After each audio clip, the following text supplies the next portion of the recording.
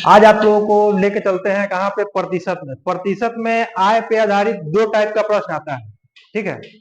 तो इस प्रतिशत में दो टाइप का प्रश्न किसी भी परीक्षा में, चाहे आप किसी भी कंपटीशन का परीक्षा दे लीजिए, उसमें 100% एक टाइप आना आपको निश्चित है। तो अगर आय पे आधारित है तो आय पे आधारित में दो टाइप का प्रश्न पूछता है।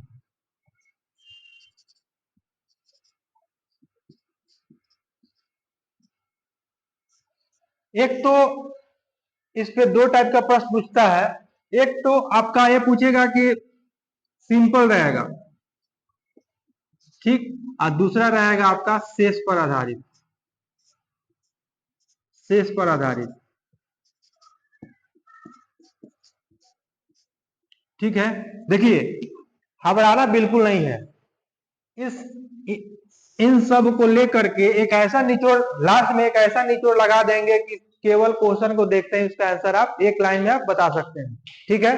तो देखिए, अगर सिंपल है मतलब उसमें शेष की बातें नहीं कहा गया है, शेष नहीं है, तो उसको कैसे बनाएंगे। अगर जनरली देखिए कि अगर मान के चलिए कि अगर हम क्वेश्चन पे आते हैं, सीता अपनी आय का 22% बस पर, 27% भोजन पर तथा 33% मकान किराए पर खर्च करती है, ठीक, और रुपया 360 बचा लेती है। उसकी आय क्या है, यानी कि सीता का कुछ आय होगा, उस आय में कुछ परसेंट बस पर, भोजन पर और मकान किराए पर खर्च करने के बावजूद भी वह 360 रुपया बचा लेती है, ठीक है।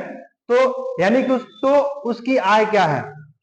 अगर हम उसकी आय देखें तो मान लीजिए उसकी आय क्या होगी, कुछ होगा, लेकिन परसेंटेज अगर मान के चलते हैं उसकी आय हम मान लेंगे 100 है, ठीक है। तो देखिए, अगर आय में, अगर मान के चलिए हमारा कुछ आय है, अगर आय में खर्च करेंगे तो बचत आएगा। तो जनरली अगर मान के चलिए आय में से अगर खर्च को घटा देंगे तो क्या आएगा, बचत आएगा, ठीक। हमारा जितना भी ये टाइप रहेगा, अगर आय पर आधारित रहेगा तो हमारा बेसिक कॉन्सेप्ट यही रहेगा कि आय में से खर्च करेंगे वो बचत होगा, यानी बचत बराबर बचत, ठीक। अब देखिए, मान के चलिए उसका आय कितनी होगी, 100, तो खर्च कितनी कर रही है। अब देखिए, करना कुछ नहीं है, बेसिक मेथड से हम इसका हर बार का नहीं निकालेंगे कि मान के चलिए उसका आय क्या है, 100 है तो 100 का 22% निकाल दिए, फिर उसका 27% निकाल दिए, फिर उसका 33% निकाल दिए, वैसे नहीं करना है। तुरंत क्या करेंगे, अगर ये खर्च हुआ है तो आय हमारा कितना है, 100 है, उसमें से खर्च हुआ कितना, 22%, 27% और ये 33%, ये टोटल आपका खर्च हो गया, ठीक है।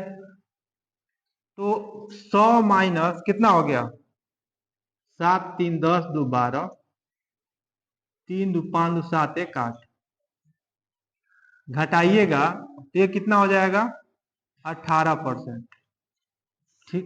यानी कि 100 से 100 था, उसमें से इतना खर्च करने के बाद 18% बच गया। अब देखिए, ये बचा कितना ली है, 360 रुपये बचा ली है, और ये भी तो हमारा बचते ना है, ये हमारा बचत है। कितना बचाई है, यानी कि 18%, कितना, 360 रुपया है, ठीक है। अब देखिए, तो 1% इक्वल टू कितना हो जाएगा, 360 भागा के 18, ठीक है। तो 100% कितना हो जाएगा,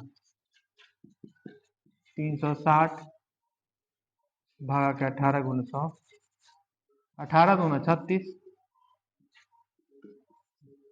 2000 रुपया।